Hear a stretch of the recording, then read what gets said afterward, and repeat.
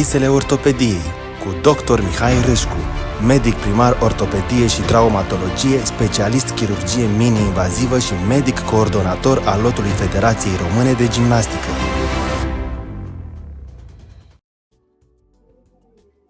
Bună ziua, prieteni, și bine v-am regăsit la o nouă ediție a emisiunii din Culisele Ortopediei.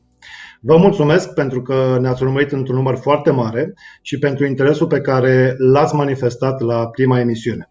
Ca răspuns la solicitările venite din partea publicului care practică sport, tema pe care o voi aborda astăzi este leziunea ligamentului încrucișat anterior. Este o afecțiune întâlnită cel mai frecvent la persoane care practică în mod curent activități sportive și în special sport de performanță, iar azi am un invitat surpriză din domeniul sportului. Rămâneți cu noi! Vă invit să dați share acestei emisiuni live și către prietenii dumneavoastră ce pot fi interesați de tema emisiunii sau care au nevoie de opinii din domeniul ortopediei. Revenind la tema emisiunii, din experiența mea ca medic coordonator al lotului național al Federației Române de Gimnastică, dar și din colaborarea cu sportivi profesioniști din alte ramuri de sport, cum ar fi tenis, atletism și lupte, vă pot spune că frecvența apariției leziunii ligamentului încrucișat anterior este mult mai ridicată în cazul sportivilor de performanță, datorită sportului care supra-solicită articulația genunchiului, precum și datorită antrenamentelor complexe pe care aceștia le desfășoară zilnic.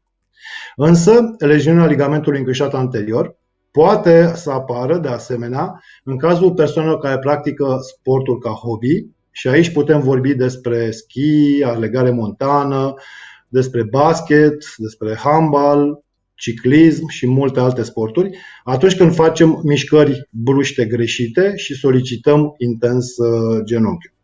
În cea de-a doua parte a emisiunii de astăzi, așa cum v-am anunțat, avem un invitat special, gimnastul de performanță Vlad Cotuna, în vârstă de 29 de ani, component al lotului național de gimnastică artistică al României.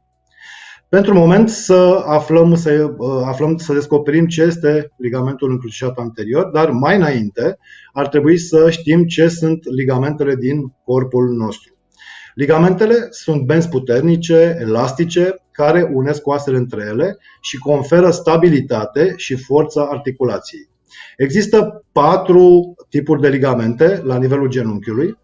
Este vorba despre ligamentul colateral medial, care asigură stabilitate în partea medială a genunchiului, ligamentul colateral lateral, care asigură stabilitate în partea laterală, ligamentul încrucișat anterior și posterior, care se află în mijlocul genunchiului și conferă stabilitate anteroposterior.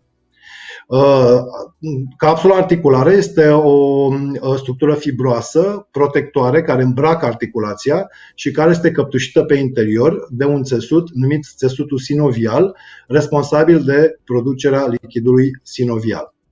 Să vorbim acum câteva cuvinte despre ligamentul încrucișat anterior. Așa cum spuneam, este situat în centrul genunchiului, împreună cu ligamentul încrucișat posterior, care este denumit și lib. Aceste ligamente, care se prind atât pe femur cât și pe tibie, au o structură încrucișată în genunchi, care împiedică deplasarea oaselor către anterior în cazul ligamentului încrucișat anterior și către posterior în cazul ligamentului încrucișat posterior. Ligamentul încrucișat anterior este cel mai frecvent afectat ligament la nivelul genunchiului. De exemplu, în Statele Unite sunt estimate în jur de 200.000 de cazuri de ligament încrucișat, de leziunea ligamentului încrucișat anterior anual, cu 100.000 de cazuri de reconstrucție ale acestuia. Aproape jumătate din leziunile de ligament încrucișat sunt asociate și cu alte leziuni ale structurilor de la nivelul genunchiului, cum ar fi meniscul, cartilajul articular sau alte ligamente. Acestea pot fi identificate fie prin teste clinice specifice sau cu ajutorul unor imagini imagistice, cum este rezonanța magnetică sau RMN-ul. Leziunile ligamentului încrucișat anterior sunt de obicei legate de sport. Cu toate acestea, ruptura parțială sau completă a ligamentului poate fi cauzată și de stresul fizic repetitiv, cum ar fi excesul de pivotare sau răsucire al genunchiului. Ruptura ligamentelor încrucișate anterioare nu sunt întotdeauna însoțite de durere în momentul producerii. Uneori pacientul poate să perceapă doar un zgomot în articulație, genunchiul se umflă și resimte o instabilitate în tentativa de a se sprijini pe picior. Simte că genunchiul este instabil, cu o senzație de fugă al acestuia. Cum se produc? Care sunt cauzele de producere a leziunilor ligamentului încrucișat anterior? Se estimează că 70% din aceste leziuni apar prin mecanisme fără contact direct. Doar 30% apar ca urmare a contactului direct cu un alt jucător sau obiect.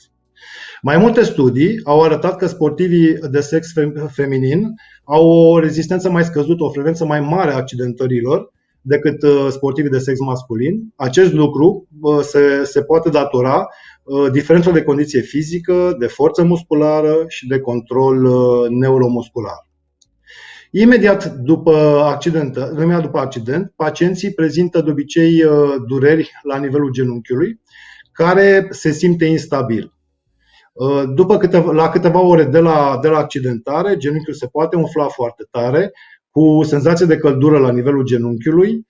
De asemenea, pacientul poate percepe o scădere a mobilității, cu sensibilitate mai mare și în repaus, dar mai ales când încercăm să ne sprijinim pe piciorul afectat.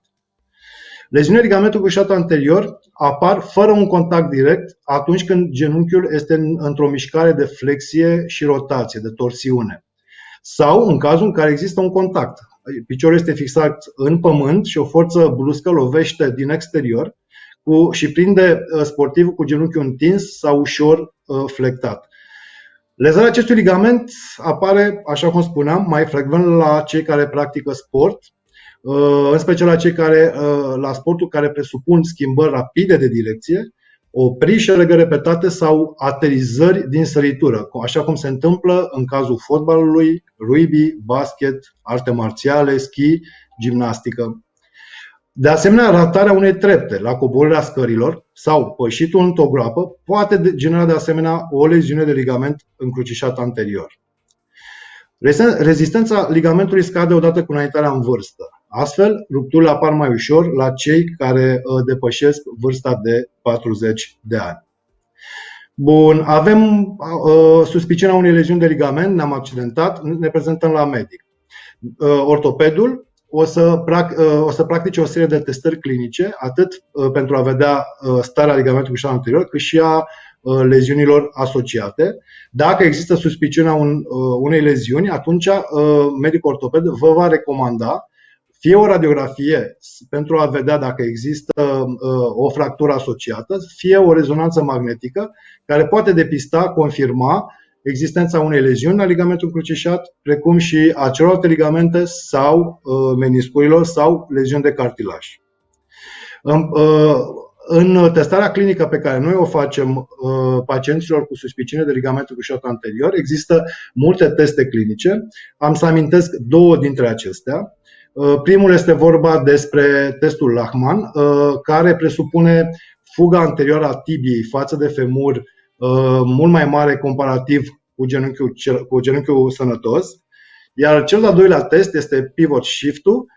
În acest test, dacă ligamentul este rupt, tibia se va duce înaintea genunchiului când este în poziție de complet dreaptă de extensie și apoi se va deplasa înapoi atunci când genunchiul este îndoit la 30 de grade. Cum evoluează o leziune de ligament încrucișat anterior? Evoluția unei leziuni de ligament încrucișat anterior fără intervenție chirurgicală variază de la pacient la pacient și depinde de nivelul de activitate fizică al pacientului, depinde de gradul de leziune, dacă poate să fie parțială sau totală, și de instabilitatea pe care o resimte pacientul. Prognosticul pentru un ligament încrucișat anterior parțial rupt este de cele mai multe ori favorabil, necesitând o recuperare, o perioadă mai lungă de timp, 3-6 luni. Cu toate acestea, unii pacienți cu leziuni parțiale ale ligamentului pot să prezinte simptome de instabilitate chiar și după recuperare și atunci se ridică problema intervenției chirurgicale. Însă, rupturile complete de ligament încrucișat anterior au în general un prognostic mai puțin favorabil. După o ruptură de ligament încrucișat anterior, majoritatea pacienților sunt incapabili să practice sporturi care necesită mișcări de pivotare, mișcări de înaltă dificultate. Însă există un număr de persoane, un număr mai mic, care pot practica sport fără niciun semn de instabilitate, chiar și în cazul rupturilor complete de ligamentul cruciat anterior. Aceasta depinde de severitatea leziunii inițiale, precum și de cât de intens solicită pacientul genunchiul propriu. Aproximativ jumătate din leziunile ligamentului cruciat anterior apar asociate cu leziuni ale meniscului, ale cartilajului, ale ligamentelor, capsulei. Leziunile secundare pot să apară la pacienții care au episoade repetate de instabilitate, fiindcă instabilitatea duce încet încet la degradarea genunchiului. 90% dintre pacienți cu instabilitate cronică vor avea o leziune ale meniscului la o reevaluare la 10 ani de la leziunea inițială. De asemenea, la 70% dintre pacienți se constată și o deteriorare a cartilajului. Bun. În cazul tratamentului conservator, un rol foarte important îl are kinetoterapia, care lucrează cu musculatura genunchiului, aducând un aport suplimentar de stabilitate a acestuia. Este foarte importantă educarea pacientului să continue kinetoterapia pentru a menține acest tonus muscular bun. Atunci când facem sport, putem folosi orteze care ne aduc un plus de stabilitate pe o perioadă mai scurtă. Cu toate acestea, mulți oameni care aleg să nu aibă intervenție chirurgicală pot să dezvolte leziunile asociate în timp. Când este indicat tratamentul conservator, tratamentul de recuperare al leziunii izolate a ligamentului, la cei cu leziuni parțiale și care nu au niciun simptom de instabilitate, la cei cu leziuni complete și care nu au niciun simptom de instabilitate la nivelul genunchiului în timpul activităților sportive de intensitate mică și care sunt dispuși să renunțe la sporturile cu intensitate mare. La persoanele care fac muncă fizică ușoară sau au o viață sedentară, atunci episoade de instabilitate vor fi mult mai rare. Și la cei la care cartilajele de creștere încă nu sunt complet închise, cum este cazul copiilor și adolescenților. Tratamentul chirurgical. Leziunea de ligament încrucișat anterior nu se repară suturând, cusând ligamentul vechi, fiindcă la început s-a încercat așa ceva și s-a constatat că avem o rată de eșec destul de mare. La ora actuală, ligamentul rupt se înlocuiește cu un țesut care poate fi de la pacient, se numește autogrefă, sau din banca de țesut și se numește alogrefă. Aceste grefe, care sunt utilizate în reconstrucția ligamentului încrucișat anterior, includ autogrefă din tendonul patelar, autogrefă de tendon semitendinos și gracilis, este cea mai frecventă metodă utilizată, autogrefă de tendon quadriceps sau alogrefă. Din banca de țesut se poate folosi de asemenea tendon patelar, tendonul lui Achille, semitendinosul, gracilisul sau tendonul tibial posterior. Pacienții care suferă o intervenție chirurgicală de reconstrucție a ligamentului încrucișat anterior au o rată de succes pe termen lung în jur de 85-92%.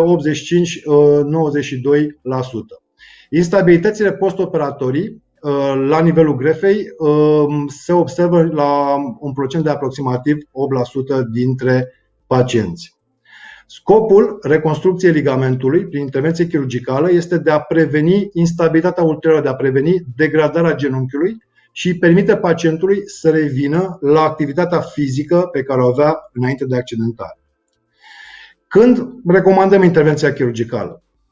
Pacienții adulți care practică sport sau au locuri de muncă care necesită o activitate fizică grea sunt candidații ideali pentru intervenția chirurgicală. În schimb, copiii sau adolescenții la care cartilajul de creștere nu s-a închis sunt candidați la care se discută efectuarea intervenției chirurgicale în momentul accidentării, fiindcă există două variante. Fie se amână intervenția chirurgicală până după terminarea creșterii osoase, fie se folosește o tehnică chirurgicală care nu afectează cartilajul de creștere. Un pacient cu o ruptură a ligamentului cruciat anterior și o instabilitate semnificativă a genunchiului, așa cum spuneam, prezintă un risc mare de a produce leziuni secundare și atunci se ia în considerare intervenția chirurgicală. Jumătate dintre pacienții cu ligamentul cruciat anterior au și leziuni de menisc. 30% au și leziuni de cartilaj articular, 30% au leziuni de ligamente colaterale. Triada nefastă este mai frecvent observată la jucătorii de fotbal și schi și reprezintă un complex lezional grav format din leziuni ale ligamentului încrucișat anterior, ligamentului colateral medial și meniscului medial. Ce opțiuni chirurgicale avem la ora actuală? Există autogrefă de tendon patelar. Se ia o parte a tendonului patelar, treimea medie a acestuia, împreună cu un fragment osos din tibie și unul din rotulă. Au fost considerat foarte mult timp standardul de aur pentru reconstrucția ligamentului încrucișat și este recomandat pentru sportivii de performanță și pacienții a căror locul de muncă necesită o supra-solicitare a articulațiilor. În studiile care au comparat rezultatele folosirii tendonului patelar și tendonului semitendinos și gracilis, au studiat rata de eșec. Rata de eșec pentru grefa folosită din tendonul patelar este de 1,9%, comparativ cu cea din folosirea tendonului hamstring, care este de 4,9%. În plus, cele mai multe studii arată rezultate aproximativ egale sau un pic mai bune în ceea ce privesc testele postoperatorii pentru laxitatea genunchiului în cazul tendonului patelar față de semitendinos și gracilis. Cu toate acestea, autogrefele de tendon patelar au o incidență mai mare de dureri postoperatorii, durerea anterioară de genunchi. Deci, dezavantajele autogrefei de tendon patelar sunt durere postoperatorie la nivelul rotulei, apare destul de frecvent, dureri de genunchi generalizate, un risc ușor ridicat de rigiditate a genunchiului postoperator, poate să apară o fractură la nivelul rotulei sau o ruptură la nivelul tendonului patelar. Deci, tehnica folosind autogrefă din tendon patelar are avantaje, fiindcă conferă o stabilitate mai mare al genunchiului, o rată mai mică de eșec, dar are și mai multe dezavantaje. Autogrefa din tendon semitendinos și gracilis. Cele două tendoane se află pe partea interioară a genunchiului și sunt folosite pentru reconstrucția ligamentului încrucișat anterior. Avantajele acestei tehnici sunt mai puține probleme la recoltarea grefei, comparativ cu tendonul patelar. Sunt mai puține probleme legate de durerile anterioare de genunchi sau durerile generalizate postoperator. Mai puține probleme de rigiditate, de înțepenirea genunchiului, de scăderea mobilității postoperatorii. Se folosesc incizii mai mici, în cazul autogrefei cu tendon semitendinos și gracilis, precum și o recuperare mai rapidă. Această tehnică, care folosește tendon semitendinos și gracilis, rămâne metoda cel mai des utilizată pentru reconstrucția ligamentului încrucișat anterior. Acum am să vă prezint două video în care sunt evidențiate cele două tehnici de reconstrucție a ligamentului încrucișat anterior. Prima tehnică este cea în care vom folosi tendon patelar. Acum suntem cu imaginea interiorul genunchiului, curățăm restul de ligamentul restant, apoi se face o incizie la nivelul tendonului patelar, se recoltează grefa din tendon patelar cu cele două fragmente osoase, forăm un tunel la nivelul tibiei, astfel încât să fim poziția de fixare să fie pe punctele originale ale ligamentului.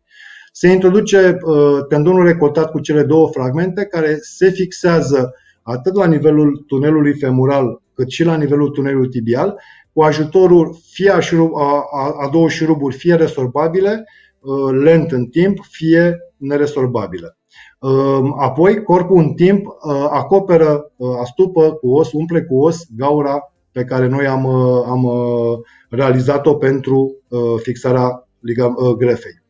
Apoi, tendonul este suturat, pielea este suturată și pacientul începe recuperare. Al doilea video pe care am să vi-l prezint arată tehnica A doua tehnică, cea cu autogrefă din semitendinoși și gracilis. Se fac incizii mici la nivelul genunchiului, pătrundem cu camera video și facem o inspecție completă a genunchiului pentru a ne lămuri exact, pentru a analiza exact leziunile, să vedem dacă sunt leziuni asociate de menisc, leziuni de cartilaj. Se identifică punctele de fixare ale ligamentului nou la nivelul femurului și la nivelul tibiei. Se curăță ligamentul restant cu ajutorul unui shaver, cu ajutorul unei lame. Acum verificăm punctul de prindere al ligamentului a grefei la nivelul femurului. Pentru a ști exact poziția de fixare a ligamentului nou, se poate folosi un ghid, așa cum apare în această imagine. Se forează, pe ghid se realizează această gaură cu ajutorul unei broșe la nivelul femurului și apoi la nivelul tibiei realizăm același lucru, realizarea tunelului tibial. După care se recoltează cele două tendoane, atât tendonul semitendinos cât și tendonul gracilis. Se identifică tendonul semitendinos, se excizează și cu ajutorul unui recoltor foarte subțire se recoltează pe toată lungimea lui. Același lucru se va întâmpla și cu tendonul gracilis. Cu acest recoltor în miniatură recoltăm cele două tendoane, apoi unim cele două grefe recoltate și îl introducem la nivelul genunchiului pe poziția corectă, pe poziția normală a ligamentului. Este prins la nivelul femurului cu o clemă mică, iar la nivelul tibiei cu ajutorul acestui șurub resorbabil. În funcție de operație, indiferent de operația, de tehnica chirurgicală pe care o facem, este foarte importantă recuperarea pe care pacientul o face post-operator. Și fiindcă această recuperare este foarte importantă, l-am invitat astăzi alături de noi pe kinetoterapeutul Cornel Filimon. Bună, Cornel! Salut, Mihai! Îți mulțumesc pentru că ți-ai alocat timp să intri și astăzi live în emisiunea din Culisele Ortopediei și mă bucur de asemenea că avem ocazia să le transmitem împreună urmăritorilor noștri care sunt procedurile de recuperare după intervenția chirurgicală în cazul ligamentului încrucișat anterior. Am mai multe pacienți, mi adresează mult mai multe întrebări și legate nu numai despre intervenția chirurgicală în sine, cât și despre recuperarea postoperatorie. Și atunci încercăm să-i lămurim un pic despre ceea ce urmează după operație. Prima întrebare la care m-am gândit este cât de repede ne prezentăm la recuperare după operația de ligament încrucișat anterior. Da, mulțumesc pentru invitație. Vreau să-i salut și pe cei care ne urmăresc acum. Ne prezentăm cam la 2 zile după operație.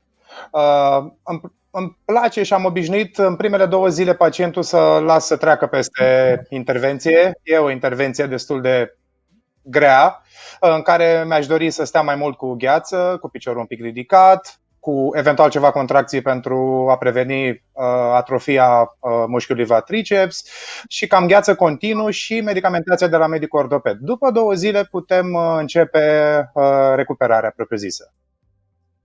Și cam câte ședințe ar trebui să facă pacientul pe săptămână? Cât este recomandat să facă pe săptămână? Câte ședințe? Dacă săptămâna trecută la emisiune la menisc eram mai permisivi, aici trebuie zilnic să facă, cel puțin primele 5-6 săptămâni trebuie să facă zilnic ședințe de kinetoterapie. Și cam cât durează o ședință de kinetoterapie în medie? O ședință de kinetoterapie în medie. Bine, aici vorbim, bineînțeles, la început, având în vedere că flexia nu e foarte mare, genunchiul încă resimte dureri, genunchiul este umflat. La început o să fie cam o oră, dar pe parcurs, după ce mai parcurgem niște etape și mai câștigăm flexie, putem ajunge la 3-4 ore pe zi și tot cu exercițiile de acasă, care sunt foarte importante. Acum o întrebare care interesează în general partea masculină. Cât de dureroasă este recuperarea în cazul refacerii ligamentului încrucișat anterior? Este mai dureroasă decât ce am vorbit săptămâna trecută la menisc. E o recuperare. Bine, acum depinde de la persoană la persoană. De exemplu, că l-ai prezentat pe Vlad. Vlad, fiind gimnast de performanță, Vlad, de exemplu, a suportat durerea foarte, foarte bine. Sunt persoane care nu suportă atât de bine și, într-adevăr, partea masculină, mai greu. Dar e mai dureroasă decât la menisc. Cam care ar fi perioada medie de timp în care pacientul câștigă o flexie și o extensie mulțumitoare? Perioada medie. Bine, acum depinde și de intervenție, de tipul de intervenție, dacă a mai fost ceva asociat. Noi vorbim acum perioada medie de varianta ideală. Extensia îmi doresc să o menținem și toți terapeuții ne dorim asta, în primele 7-8 zile să o menținem 0 și asta e prioritar. Dacă avem extensia 0, cât mai repede recuperarea va fi mult mai ușoară și vom avea rezultate mult mai rapide. La flexie ne dorim în 5-6 săptămâni, ideal vorbim 125 de grade. Asta e varianta ideală. Și acum câteva întrebări foarte importante pentru pacienții noștri. Cât de repede pot să revină la munca de birou sau cât de repede pot să conducă după o intervenție de ligament încrucișat anterior în funcție de recuperarea medicală? La birou depinde de mașina pe care o conduc. Dacă, de exemplu, dacă e o mașină automată, poate să revină în 2 săptămâni. Ba chiar dacă, de exemplu, piciorul operat e stâng și mașina e automată, poate să și în 7 zile. Bineînțeles, cu mențiunea că piciorul la birou mai mult ridicat să fie decât stat în poziție normală de scaun. Dar depinde, acum asta vorbim de muncă de birou. Dacă avem un job intens, mai mult în picioare, ne ducem la 8-12 săptămâni reîntoarcerea la birou, la job. Deci contează foarte mult și tipul de mașină, nu numai recuperarea pe care o faci tu. Da, și tipul de mașină și tipul de job și da, contează, fiecare contează. Bun, poți să le spui urmăritorilor noștri în ce constă așa, în linii mari, programul de recuperare după operația de ligament încrucișat anterior? Programul de recuperare. Bine, vorbim acum de un program standard care eu și colegii mei de la Orthokinetic încercăm să-l respectăm. E un program ideal, ne-am dorit să-l respectăm și suntem în limitele astea. Cel puțin primele 40 de zile aș vrea să le povestesc. De exemplu, în prima săptămână, în zilele 1-8 de la operație, e foarte important să menținem extensia 0 și o să insist pe treaba asta, să facem mișcare deja, kinetoterapie pe flexie pasivă mai mult, între 45 de grade și 60 de grade dacă o avem, gheață între ședințele de kinetoterapie. Bine, în primele 3-4 zile aș merge pe gheață cât de des se poate, după care continuă între ședințe. Reeducarea mersului, ușor, ușor, el nu calcă în primele zile pe toată greutatea, merge cu cârgele, după care dacă reușim să mergem pe linia asta ideală, trecem în etapa a doua între ziua 8 și 14, unde deja ne dorim flexia să mergem la 90 de grade, deja mersul trebuie să fie din ce în ce mai bun, deja de aici putem, din etapa asta, să ne întoarcem la serviciu, după care intrăm în etapa a treia de 22 de zile, de 14-22 de zile, în care încercăm să ne ducem la 100-105 grade la flexie, deja putem începe bicicletă, ușor, ușor, exercițiile deja sunt și active, extensia, bineînțeles, se menține mereu, încercăm să nu atrofiem, să mușchiul vatriceps este foarte important în recuperarea de ligament și lucrăm foarte mult pe el. După care intrăm în faza a patra, în care avem aici, cum vă povesteam, în 5 săptămâni în care să avem flexia de 125 de grade. Deja încercăm și exerciții active, bineînțeles sub îndrumare, cu greutăți chiar, sub îndrumarea kinetoterapeutului. Deci cam asta ar fi varianta ideală. Deci, așa cum pare și așa cum ne-ai prezentat, recuperarea este o recuperare de lungă durată, destul de dificilă, un pic dureroasă, dar extrem de importantă pentru pacienți, nu? Este foarte importantă recuperarea după ligament, mai ales aceste prime 5-6 săptămâni, dar ea nu se oprește aici, trebuie continuată, pentru că, de exemplu, pentru jogging, dacă vrem să facem un jogging, cam mai devreme de 12 săptămâni nu putem începe să alergăm. Deci continuăm recuperarea. Cam alea 40 de zile sunt importante pentru, cum povesteam, de flexie, după care mergem la medicul ortoped și ne dă ok-ul ca să putem să trecem în altă fază a recuperării. Dacă, de exemplu, vrem jogging cu schimbări de direcție pentru sportivi, acum vorbim, deja ne ducem la 16 săptămâni de la operație. Deci, de durată, trebuie să avem răbdare și voință. Acum aș vrea să le spunem următorilor noștri care a fost cea mai haioasă, cea mai nostimă întâmplare prin care ai trecut cu un pacient în timpul recuperării după un ligament încrucișat. Cea mai haioasă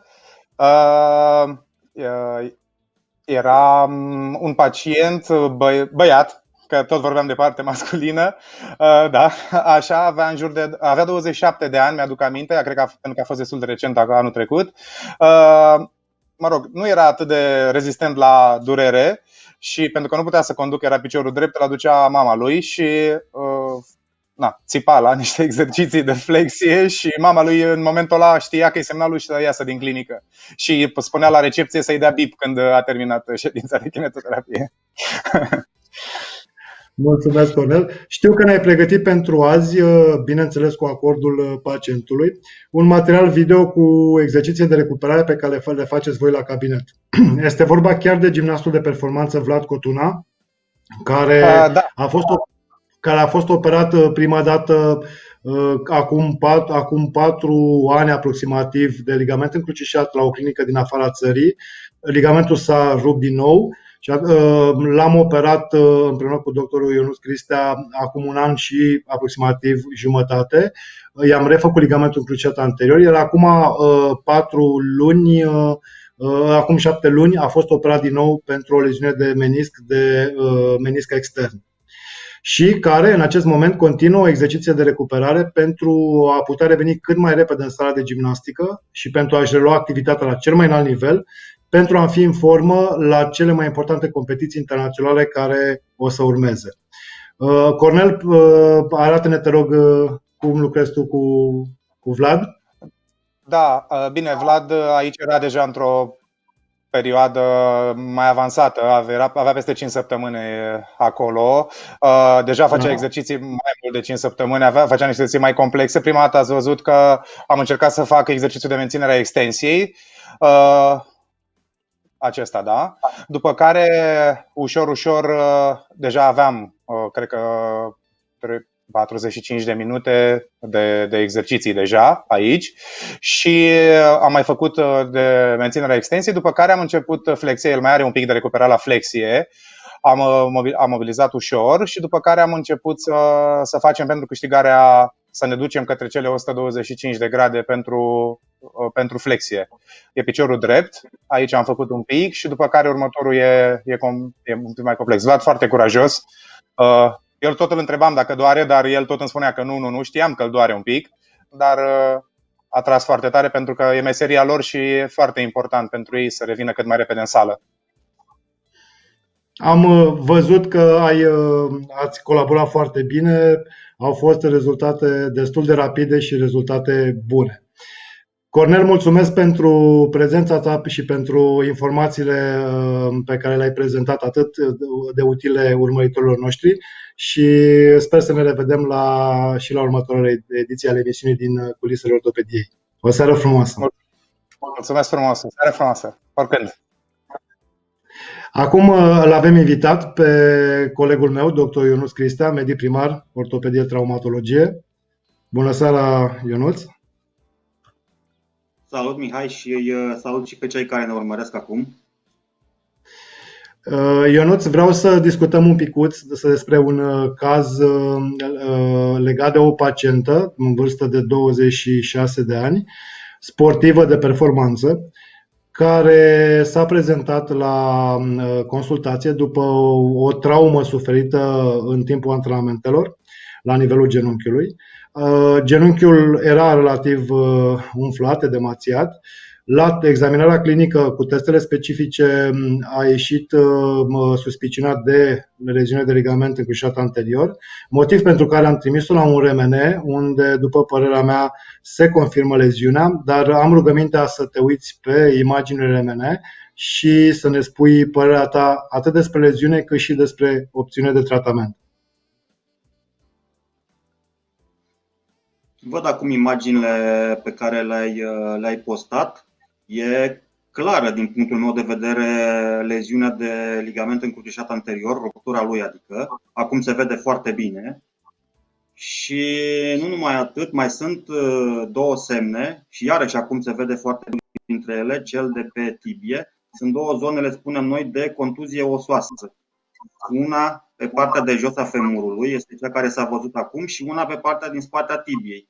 Și sunt niște semne indirecte, spunem noi, de instabilitate anterioară a genunchiului. Da? Ne aduc un argument în plus că genunchiul are o suferință legată de încrucișatul anterior. E clară ruptura din punctul meu de vedere și cât se vede pe imaginile respective, vreo altă structură importantă a genunchiului nu mai văd afectată, nu mai văd stricată, adică meniscurile par întregi, cartilajul pare întreg, nu mai văd vreo altă problemă. Dar ligamentul încrucișat anteriorul este rupt. În regulă, și eu am recomandat pacientei, dat fiind faptul că este sportivă de performanță și riscul unor leziuni ulterioare este destul de ridicat, eu am recomandat intervenția chirurgicală de reconstrucție. Tu ce părere ai? Eu, într-o situație de genul ăsta, prezint pacientului două opțiuni. Una este intervenție operatorie, una este ignorarea și tratamentul conservator al leziunii de ligament anterior.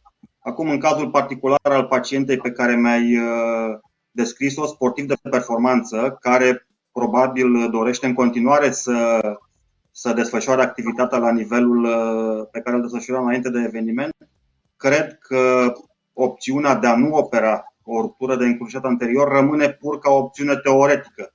Nu cred că un sportiv de performanță poate să ajungă la un nivel apropiat de cel de dinainte de leziune cu ligamentul încrucișat anterior rupt, pentru că el nu se vindecă spontan, nu se vindecă singur și nu există nicio altă metodă de imobilizare, să spunem, care să ajute la vindecarea lui. I-aș prezenta cele două opțiuni, dar dacă vrea să performeze în continuare, sfatul meu ar fi să se gândească la varianta intervenției operatorii. Mulțumesc pentru informații, sunt foarte lămuritoare pentru urmăritorii noștri de ce alegem opțiunea tratamentului chirurgical. Avem o surpriză atât pentru urmăritorii noștri cât și pentru tine, Ionuț. Avem un invitat special, un pacient al nostru pe care l-am operat, și anume Vlad Cotuna. Vlad Cotuna este component al lotului național de gimnastică artistică a României, având rezultate frumoase, înregistrate de-a lungul timpului, cu echipa la Jocurile Olimpice de la Londra din 2012, Jocurile Europene din Baku din 2015, Campionatele Europene de la Montpellier din 2012 și Mondiale de la Tokyo din 2011.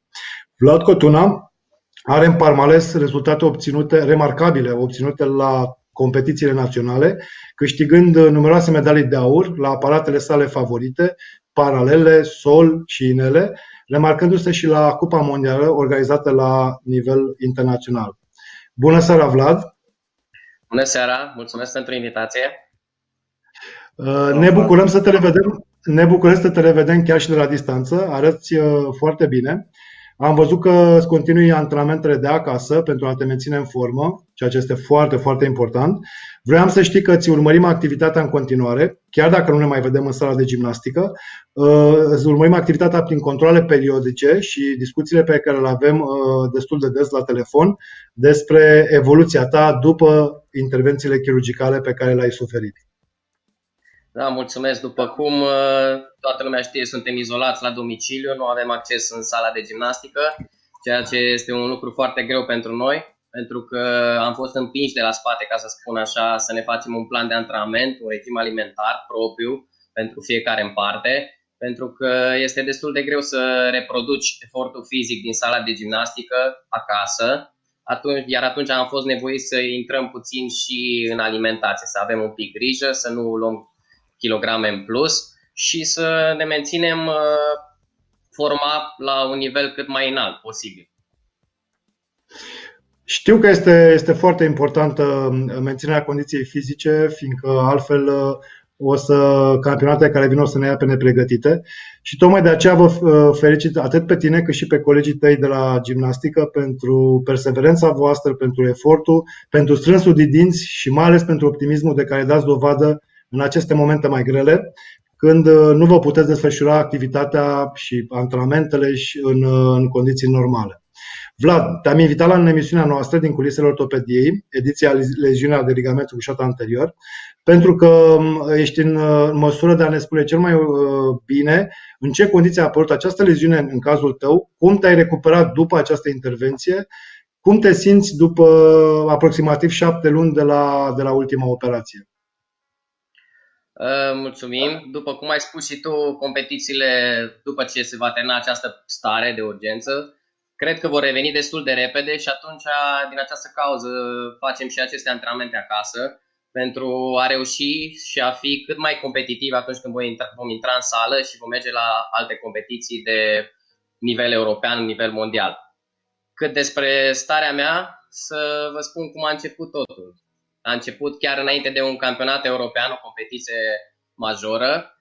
S-a întâmplat în 2014, înainte cu 2 săptămâni de această competiție, la o aterizare la inel, ca să spun lumii, noi, înainte de precompetițional, efortul fizic depus de noi este la un nivel la cote maxime, nu este ca un antrenament normal, având și 2 antrenamente pe zi, la nivel intens, timp de o lună, 2 luni de zile. Acest lucru duce și la oboseală în musculatură, automat duce și la degradarea articulațiilor, ligamentelor, forțarea acestora. Iar înainte cu 2 săptămâni de competiție, la o aterizare la inel, am încercat să fixez aterizarea, eram destul de obosit, dar cu toate acestea trebuie să treci de cele mai multe ori peste această oboseală. Și am încercat să fixez aterizarea, iar în acel moment am auzit o pocnitură și o durere ascuțită în genunchi. La acel moment nu am știut exact ce se întâmplă, pentru că nu eram familiar cu aceste accidentări, nu avusesem niciuna. Ulterior am ajuns la RMN, unde s-a constatat că am avut ruptură de ligament și menisc.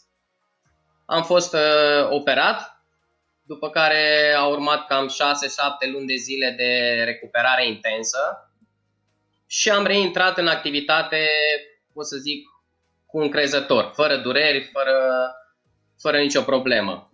Dar după 4 ani de zile, la același aparat, la inele, aceeași coborâre, tot pe un fond de oboseală, un fond de exces de antrenament, am reușit din nou să fac această accidentare, am avut din nou acea pocnitură, acea durere în genunchi și ulterior am ajuns pe masa de operații din nou, pe mâna dumneavoastră și a domnului dr. Cristea, după care s-a repetat povestea. Recuperare intensă, de această dată mult mai lungă, pentru că fiind a doua operație de ligament încrucișat, era nevoie de o recuperare de cel puțin 9-12 luni. Și încă fac această recuperare pentru a menține tonusul și stabilitatea genunchiului. Vlad, și acum spune-ne cum te simți acum, care sunt simptomele la nivelul genunchiului și mai spune-ne, te rog, dacă simți că recuperarea medicală, partea de kinetoterapie, te-a ajutat și te ajută să revii mai repede în formă? Păi acum, după 2 operații de ligament încrucișat, pot să spun că mă simt foarte bine.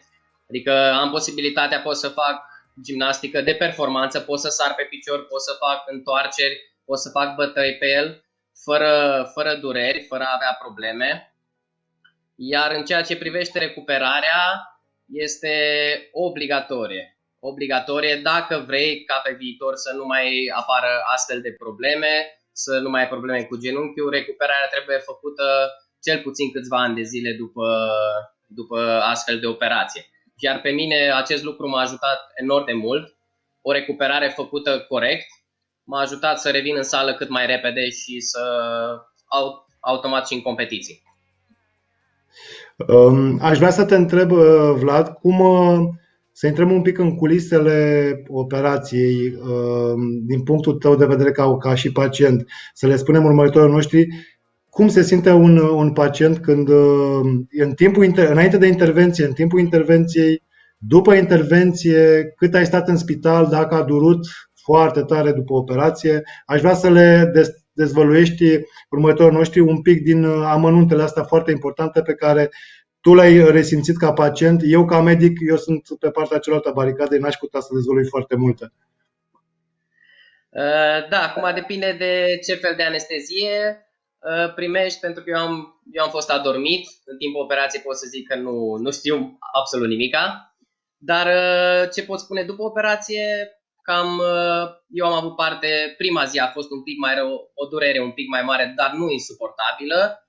Iar după aceea, pe zi ce trece, durerea scădea treptat, se reducea și inflamația, iar o singură noapte a fost nevoie să stau în spital și a doua zi am fost externat, am mers acasă, am putut avea grijă singur, am pus gheață, piciorul în sus și exerciții de recuperare de început, foarte ușoare, cu greutatea proprie a piciorului, fără forțat și cam atât. Deci nu este nimic înfricoșător, durerea este suportabilă, doar că procesul după operație este de lungă durată. Deci nu este o operație de speriat, este o operație care merită făcută pentru a ajunge la pentru a putea face activitatea fizică de dinaintea apariției leziunii. Vlad, îți mulțumesc pentru timpul acordat, pentru că ne-ai împărtășit din experiența ta și sperăm să te revedem cât mai curând pe podium la marile competiții alături de colegii tăi de la gimnastică. Și de mine, bineînțeles, vă voi însoți în continuare la competiții și vă voi susține din toate puterile. Te salutăm și îți dorim multă sănătate și putere de muncă. Mult succes în activitate în continuare. Mulțumesc, la revedere! La revedere! Împreună cu doctorul Cristian, cu Ionuț, o să încercăm să răspundem la întrebările pe care urmăritorii noștri ni le-ați adresat în timpul emisiunii live și pe Facebook. La prima întrebare am să încerc să răspund eu. Este vorba de pacienta Laura Todorescu, care ne întreabă care sunt costurile unei operații de ligament încrucișat, respectiv cât costă ședințele kinetoterapie la clinică. N-aș putea să spun exact costul intervenției chirurgicale, fiindcă ea variază în funcție de tehnica chirurgicală pe care o folosim, în funcție de implanturile folosite. Deci costul variază și vi-l pot comunica după ce stabilim oportunitatea intervenției chirurgicale și când vă prezint variantele de materiale pe care le putem folosi. Iar în ceea ce privește ședințele de kinetoterapie, sincer nu știu exact costul pe în afară, dar știu că există mai multe pachete pe care le puteți accesa. Așa că recomandarea mea este să vă prezentați la o consultație și de aici ne putem lămuri în toate problemele. A doua întrebare este din partea doamnei Alice Băncilă. M-am accidentat la tenis, s-a umflat genunchiul, dar acum nu mai este umflat și nu mai doare, dar simt o slăbiciune. Ce pot face? Ionuț, te rog dacă ne poți ajuta cu întrebarea. Cred că doamna ar fi bine să vină la o consultație la o discuție cu un ortoped și la o consultație. Chiar dacă genunchiul s-a desumflat, chiar dacă nu mai doare de față, nu știu care este nivelul de activitate fizică actual după aceste, dar chiar dacă este nedureros și chiar dacă s-a desumflat, faptul că mai resimt o slăbiciune mă face să o sfătuiesc să vină la un consult. În regulă. Mai avem o a doua întrebare din partea Laurei Teodorescu. Ce se întâmplă dacă nu mă operez în decurs de o lună după ce am fost diagnosticată cu ruptură de ligament încrucișat anterior? Operația, în general, se practică de refacere a ligamentului încrucișat anterior. Nu se recomandă a fi făcută imediat după accidentare, fiindcă există riscul dezvoltării ulterioare după operație a unor aderențe care pot reduce mobilitatea, pot genera o redoare de genunchi. Operația de ligament încrucișat anterior se face, așa cum spunem între noi, la rece, adică după ce genunchiul este recuperat din punct de vedere al kinetoterapeutului. Deci, operația pentru ligament încrucișat anterior sau operația de ligament încrucișat anterior se poate face oricând după ce genunchiul este recuperat. O altă întrebare.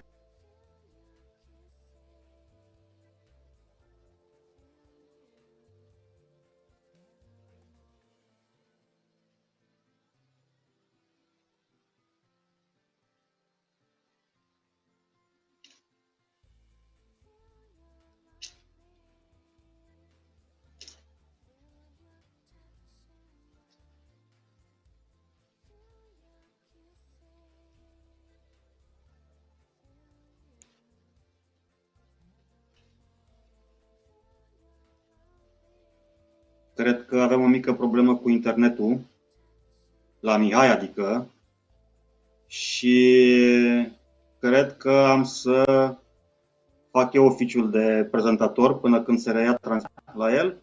Avem o întrebare de la o doamnă care nu este legată de subiectul dezbătut astăzi. Este o întrebare legată în schimb de o altă problemă a ortopediei, îi spunem noi coxartroză sau artroza de șold.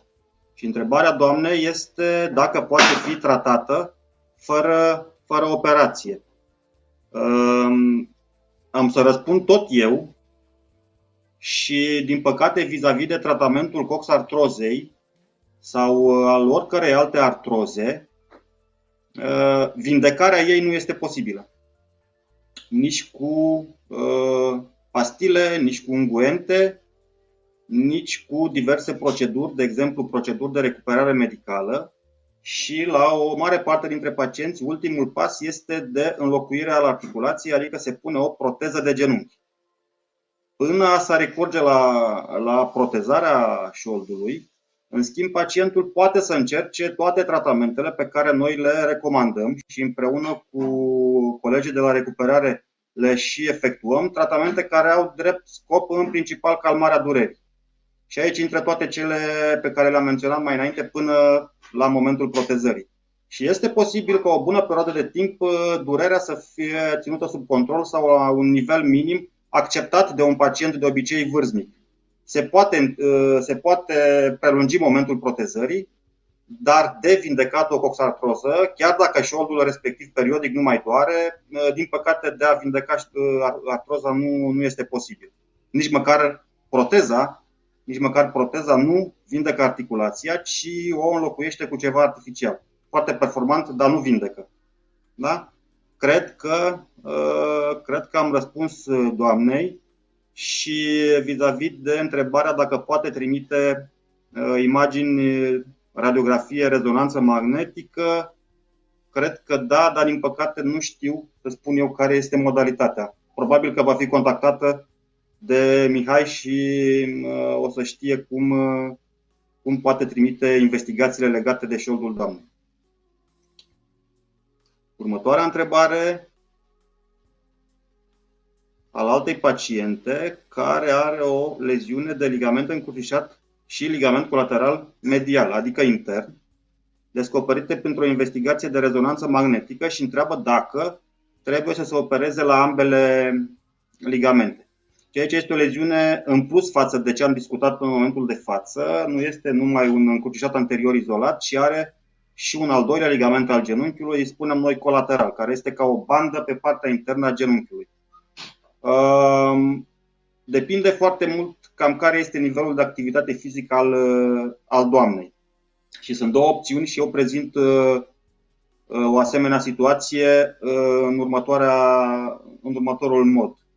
Dacă activitatea fizică a persoanei respective este ocazională, prefer să recomand pacientului respectiv purtarea unei orteze pentru o perioadă variabilă, în principiu cam de 6 săptămâni. O orteză este ca un fel de atelă, dar permite mobilizarea genunchiului și permite sau desperat că ajută vindecarea ligamentului colateral medial. Și după o perioadă de 6 săptămâni reevaluez pacientul și dacă rămâne instabilitate legată de încrucișatul anterior, îi propun și reconstrucția încrucișatului anterior.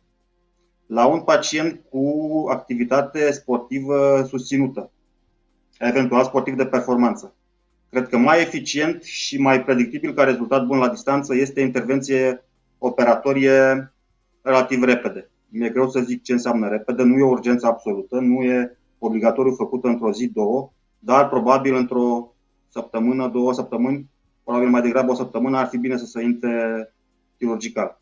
Cam așa să aborda eu problema unei asocieri de leziuni ca cea pe care o descrie doamna respectivă.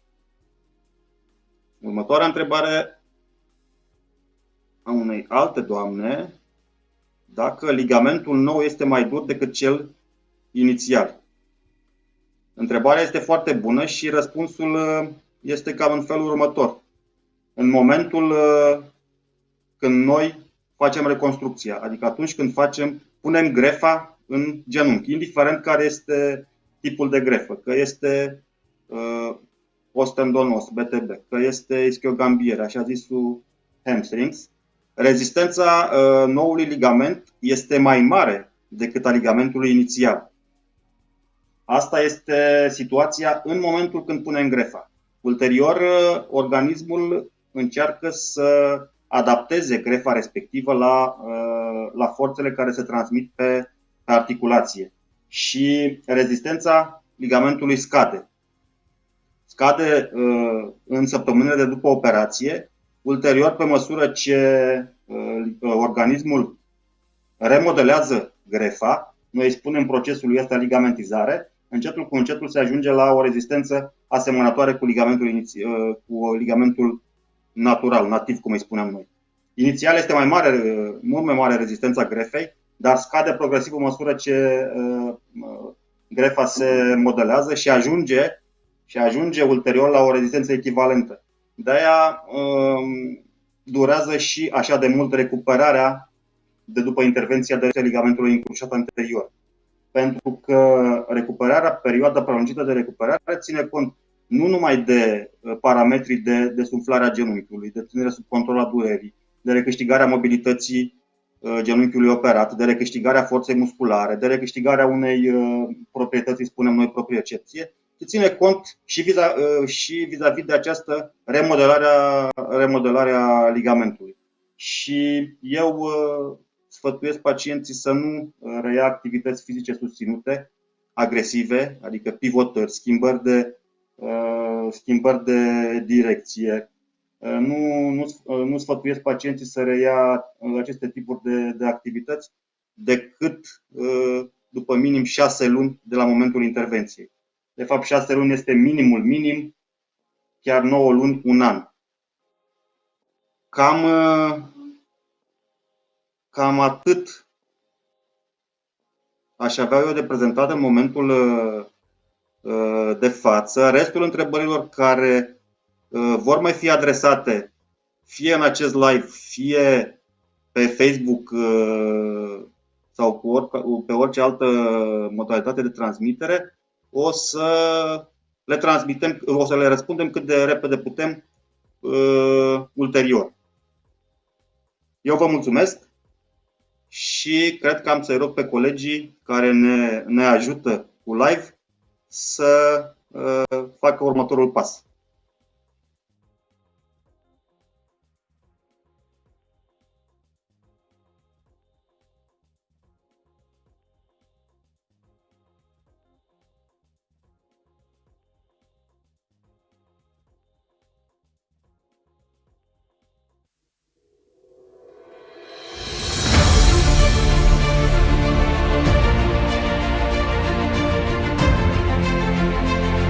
Din culisele ortopediei, cu dr. Mihai Râșcu, medic primar ortopedie și traumatologie, specialist chirurgie mini-invazivă și medic coordonator al lotului Federației Române de Gimnastică.